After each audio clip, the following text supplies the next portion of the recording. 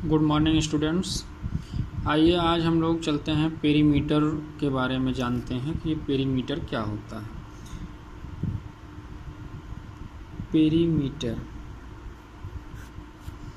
Perimeter को हिंदी में कहते हैं परिमाप।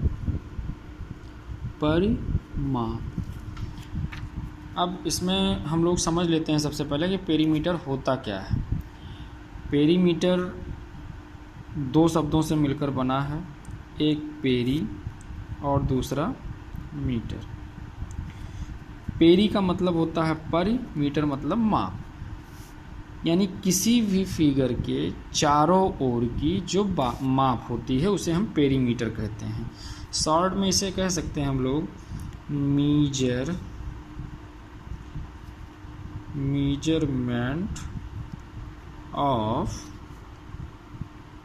बाउंड्री, यानी किसी भी फिगर के चारों ओर की बाउंड्री को जब हम नाप लेते हैं तो हम कहते हैं कि वह उसका पेरीमीटर है। जैसे ये फिगर हमने बनाया हुआ है, तो यहाँ पे अगर कोई पूछे कि पेरीमीटर किसे कहेंगे, तो पेरीमीटर हम कहेंगे इसके चारों ओर की जो माप होगी, इस मेजरमेंट को हम पेरीमीटर कहेंगे।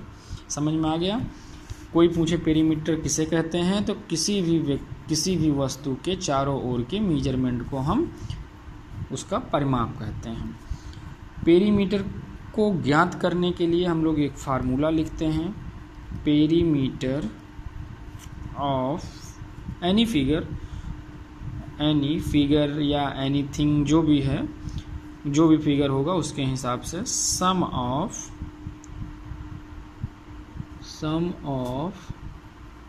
ऑल साइड्स, यानी इसको हिंदी में कहें तो सभी भुजाओं का योग। अब हम इसको समझने के लिए एक कोई एग्जांपल ले लेते हैं। जैसे सपोज करिए कि कोई भी फिगर बना हुआ है टेढ़ा मेढ़ा किसी तरीके का, तो यहाँ पे हम मान लेते हैं कि इसका नाम दे दिए ABCDEF। तो यहाँ पे पेरीमीटर सपोज कीजिए इसको 3 सेंटीमीटर कह दिया हमने, इसको 2 कह दिया, और इसको भी 3 सेंटीमीटर कहा, इसको 1 सेंटीमीटर कहा, इसको 5 सेंटीमीटर कहा, ठीक है, इसको 3 सेंटीमीटर कहा। अब हमसे फिगर में कह दिया कि इसका आप पेरीमीटर निकालिए। तो अब इसका पेरीमीटर निकालने के लिए हम जानते हैं कि P of anything, P for perimeter यानी परिमाप, P ऑफ, अब जैसे ये फिगर है तो यहाँ पे इस फिगर को हम कुछ भी नाम दे देते हैं, figure 1। P of figure 1 equals to वही फार्मूला जो हम लोगों ने पढ़ा है, सम ऑफ ऑल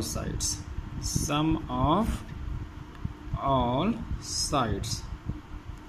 तो अब हम यहाँ पे चाहें तो पहले इसमें सभी साइडों के नाम को लिख लें, AB plus BC plus CD plus EF plus FA, मतलब ये वाली साइड प्लस ये वाली साइड प्लस ये वाली साइड, ये वाली और फिर ये वाली और ये वाली।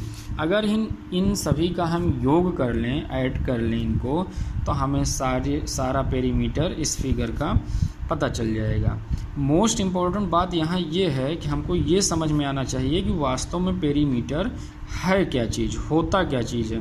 हमारा उद्देश्य ये नहीं है कि हमको क्वेश्चन आ जाए, हमको सबसे पहले ये समझना है कि आखिर में ये वास्तव में होता क्या है। तो अब यहाँ पे जैसे हमने ये लिख लिया 3 2 5 3 8 8 9 9 और 5 14 14 और 3 17 सेंटीमीटर, हमारा ये आंसर हो गया। कहने का मतलब ये है कि इस फिगर का जो पेरीमीटर हुआ वो 17 सेंटीमीटर हो गया।